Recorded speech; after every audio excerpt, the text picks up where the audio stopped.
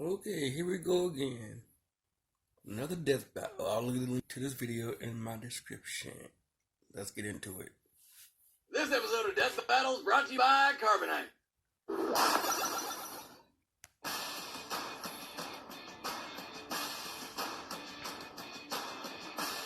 When you think of an electric charged combatant, these two always come to mind.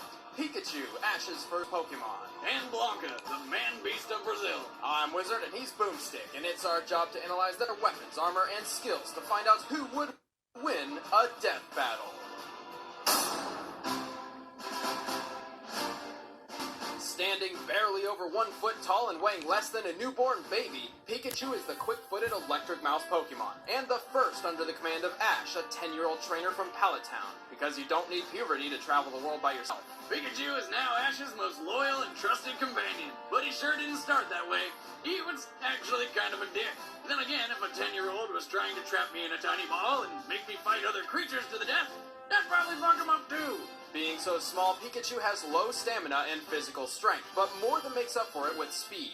However, his EV training was arbitrary and inconsistent. EV what now? Effort Value Training. Every time a Pokemon wins a battle, one of its abilities improve depending upon the opponent. Taking the first seasons of the show into account, we have compiled an estimation of Pikachu's statistics upon reaching his maximum level. By defeating so many Spearow early on, Pikachu's speed is off the charts. The little lightning rat isn't just quick. He's got two incredibly powerful weapons built into his face. Those aren't just rosy cheeks, they're electricity sacks, which he uses for attacks like his trademark Thunderbolt. And when that won't do the trick, he can use the extra fast quick attack to surprise his foes, or Iron Tail, which turns his tail hard as steel. Electro Ball is a projectile that for some reason deals more damage the slower an opponent is. But when things get serious, he'll bust out his greatest attack, the Volt Tackle. The Volt Tackle strikes with the force of a mouse-powered Megaton warhead, but there's a catch. Pikachu receives recoil damage equaling 33% of the total damage dealt. This move cannot be used lightly. Well, that's dumb. It's like, hey, I can kill you, but I'm gonna blow up my arm. That's kind of weird. Regardless, Ash's Pikachu is astounding. He's like a living battery, weaponized. Not only can he discharge an enormous amount of power, he can also absorb electricity and use it against his foes. In fact, he can conduct more wattage than any ordinary Pikachu, making him one of the toughest of his kind. Yeah, but he's got his limits. Get too much electricity stored up and boom! No more Pikachu. It's true, Pikachu is still a tiny mouse Pokemon with very clear limits. And even though he has long since reached his maximum potential, he refuses to evolve into the vastly superior Raichu due to some pretentious excuse of love and acceptance. What a waste of potential. Can you imagine how powerful he could be as a Raichu? But Pikachu's accomplished quite a lot of impressive feats on his own. He's beaten legendary Pokemon and developed new fighting techniques like the counter shield and mid-air spin dodge. He may be the size of a squirrel, but he's one tough fighter. Pikachu!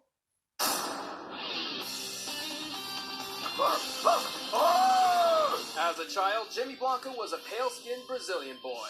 That is, until the horrific plane crash, Like what? of which he was the sole survivor, stranded in the Amazon. Trapped in an area filled with dangerous predators, he was forced to camouflage himself day and night.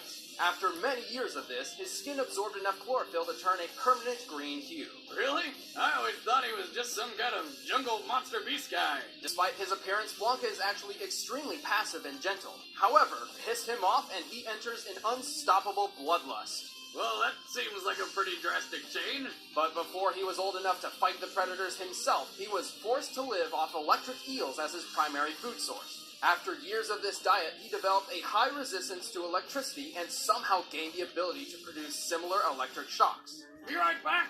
Hitting eels? No, Boomstick, it doesn't work like that. Plus, we kind of have a show to do. Fine, but afterwards I'm proving you wrong. Okay. Blanka eventually found his way to civilization by complete accident and found a friend in Dan Hibiki, the absolute worst Street Fighter on Earth. Ah, Dan. Couldn't get any real people friends, so you had to resort to Jungle Frankenstein over here. After arriving in the city, Blanka entered the Second World Warrior Tournament and discovered he was one of the most agile competitors there, leaping and ducking around his opponents with ease like a jungle monkey, which is basically what he is. He uses a self-taught martial art, which he learned while fighting friggin' crocodiles and jaguars, that's what. He has several unique attacks, like the Beast Roll, with which he hurtles through the air like a bullet, obliterating all laws of physics. I don't know know which jaguar or crocodile taught him that move, but shit, I want it!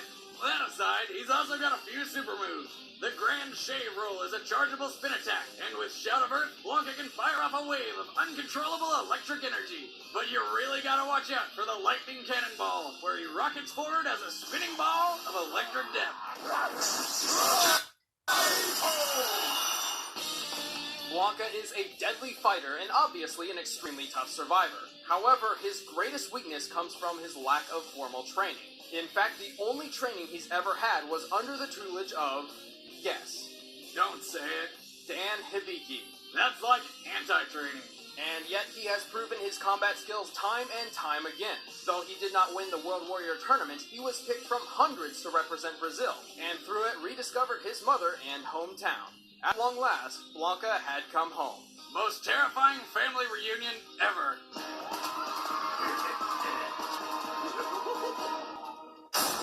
Alright, the combatants are set. Let's end this debate once and for all. Wait! I accidentally deleted all of my porn! What do I do? Carbonite Online Backup provides automatic backup and protection for your valuable computer files. And no hardware required. It uses a cloud. What, like the fluffy things that make pictures in the sky? No, Boomstick gets a network-based server system for your data. And with Carbonite, you can even access it from a smartphone or iPad with a free app. But how do they get it all up there? Carbonite is a better backup plan for your home office or small business. Enter the code DEATHBATTLE at Carbonite.com to start your free trial with 2 bonus months. But right now, it's time for a death battle! Fight!